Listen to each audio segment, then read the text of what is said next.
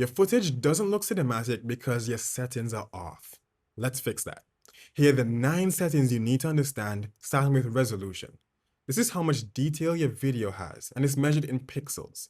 You want to set it to the highest that your drone supports. That's probably 4K. Picture profile. This controls how colors are recorded. Normal will look good out of the camera. Log or decent alike will look flat or low contrast at first, but it gives you more flexibility if you're color grading. Frame rate. This is the number of images your drone captures per second. 24 frames will feel like a movie, 30 is good for internet and social media, 60 for slow motion. Use 30 for most of your shots. Histogram. Turn this on. This is a graph that shows the brightness in your shot. The left is the shadows, the right side is the highlights. If the lines are smashed against the sides, that means you're losing detail. Try to keep everything in the middle.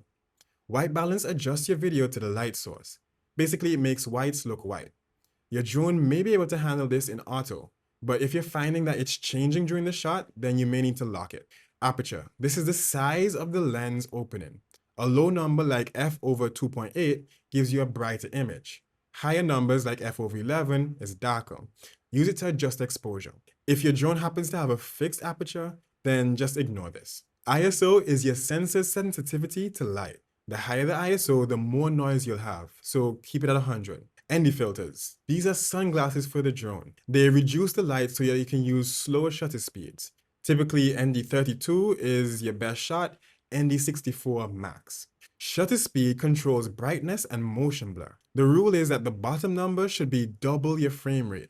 So if you're shooting 30 frames per second, you can set it to 1/60. Start with auto if you're overwhelmed by any of this. Here's the cheat sheet. To master the essential drone moves, watch this video next.